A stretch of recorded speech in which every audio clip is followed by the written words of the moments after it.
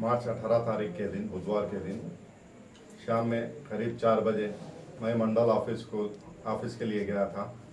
वहाँ पर window pensions, old age pensions जो कि तेलंगाना सरकार बनने के बाद जो कि नया स्कीम लागू किया है, उसमें 5-5 महीने से बूढ़े लोगों को, जो 65 वर्ष के आयु के ऊपर के लोगों को पेंशन नहीं दे रहे हैं, उसके बारे में मैं पूछने के लिए गया।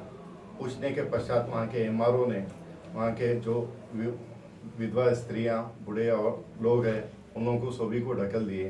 तब मैंने पूछा, क्या मैडम ये आपका तरीका कैसा है? आपने इस तरह इन लोगों को बुलाकर यहाँ 5 महीने से फिरा रहे हैं, फिर इसका क्या उत्तर दे रहे हैं आप? वो तो मैं कलेक्टर ऑफिस जाना, मैं नहीं दूंगी, अभी जो भी नई बात करूंगी वो। तो मैंने कहा आप इनसे एक बार बात तो करनी, इस तरह दुर्व्यवहार आपका ठीक नहीं होगा।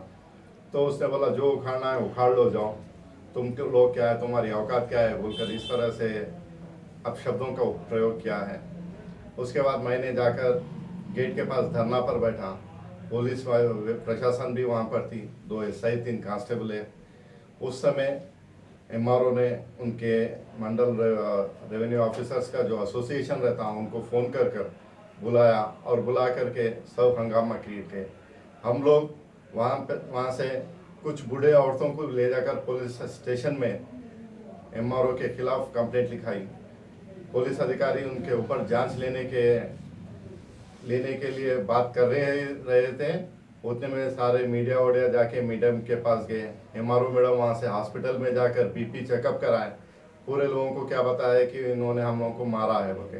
ये सब सरासरी नाइंसाफ़ी है, गलत बात है। आज तेलंगाना राष्ट्र गठन होने के पश्चात यहाँ के मुख्यमंत्री श्री चंद्रशेखर राव और एमआईएम पार्टी के आदि नेता फिर से एक रजाकार राज्य की स्थापना कर दी है। ये सीधे सीधे संकेत है। ये लोग जिस तरह उस समय निज़ाम काल में प्रशासन में जिस तरह से बूढ़े लोगों पर और लाचार लोगों पर जिस तरह से ये लोगों ने अत्याचार करते थे, आज भी उसे दोहरा रहे हैं। आज एमआरओ ऑफिस में एमआरओ के संबंधी कई लोग बैठकर जो 1000 रुपये उन लोगों को देंगे, जो 2000 रुपये देते हैं, उसकी लालच में एक हफ्ते के अंदर पेंशन दिलवा देते हैं। वही 5 महीने से जो फिर रहे हैं उन लोगों को नहीं दे रहे। जब हम लोग जा रहे हैं पूछने के लिए, प्रजाप्रतिनिधि अगर कोई पार्टी से जाते हैं, उन लोगों को पुलिस स्टेशन ले जाकर केस इस तरह से झूठे केस बनाकर आज एक भयभीत वातावरण का निर्माण कर रही है। एमआरओ का शुभ नाम सर? हसीना बेगम। एमआरओ का शुभ नाम है हसीना बेगम है। मैं चाहता हूँ इस पर अगर कोई भी दोषी है उनके लिए कलेक्टर, मुख्यमंत्री, ये लोग एक उच्च जांच आयोग को बिठाकर इस पर पूरी तरह से जांच करने की आवश्यकता है। उस जांच के आधार पर ही किसी प्रकार का निर्णय लिए तो उसके लिए हम सहने के लिए तैयार हैं। आपको निर्भया एक्ट में क्यों बुक किया गया? वहाँ पर पुलिस प्रशासन उपस्थित है, 2 एसआई है, 3 कांस्टेबल है। निर्भया एक्ट मैंने बताया है, निर्भया एक्ट इसलिए लगाया कि आगे चलकर कोई दूसरा राजनेता कोई प्रजा के तरफ से पूछना नहीं चाहिए।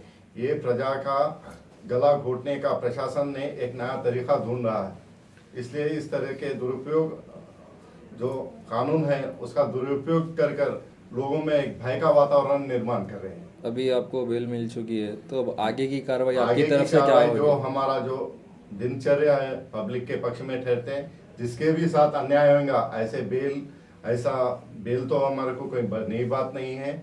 ऐसे केसों से भी हम डरना नहीं है। जहाँ तक भी हुआ हम ये पब्लिक के लिए जी जान लगाकर काम करेंगे। अभी आप कह रहे हैं कि आपके ऊपर सरासर ये गलत इल्ज़ाम लगा है कि ये जो निर्भया एक्ट आप पे बुक किया गया, आपने ऐसा कुछ नहीं किया उनके साथ। आपकी पार्टी की तरफ से आपको क्या सपोर्ट मिलेगा? अभी पार्टी मेरे साथ पूरी तरह से खड़ी है और कल हम लोग कलेक्टर जी से भी मिलने के लिए जा रहे। कल का समय दिया गया है। बिल ना आने का कारण वास्तविकता क्या है मैं बताना है, इसलिए हमारे पास ऑलरेडी मैडम बात कर रहे, एमआरओ मैडम हसीना बेगम बात कर रहे, सो वॉइस क्लिपिंग्स है और वहाँ के वीडियो रिकॉर्डिंग्स भी है। इसके ऊपर हम एमआरओ जी को तो छोड़ने का सवाल ही प्रश्न ही नहीं उठता। अभी तेलंगाना असेंबली सेशन चल रहा है, तो क्या आपकी पार्टी की तरफ से मुद्दा ये असेंबली में उठाया भी जाए? इसका प्रस्तावना किया जाएगा।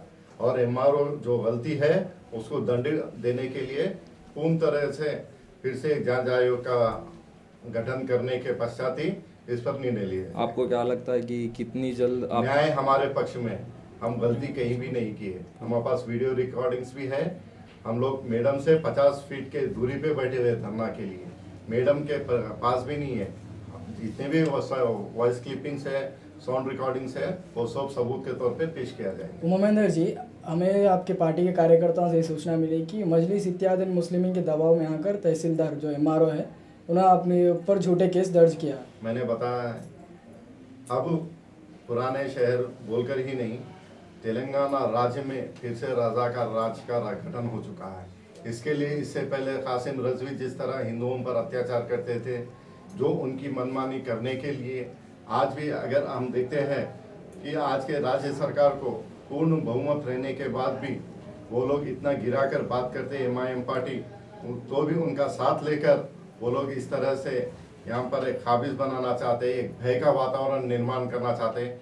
जो व्यक्ति जो कि एमआईएम के खिलाफ संघर्ष करेगा उसको कुचलने के लिए ऐसे एमआरओ का साथ लेकर इन और पुलिस प्रशासन का साथ लेकर झूठे केस लगाकर जेल भिजाकर उनको भयभीत कर इन सब चीज़ों से दूर रखना का प्रयास कर रही है।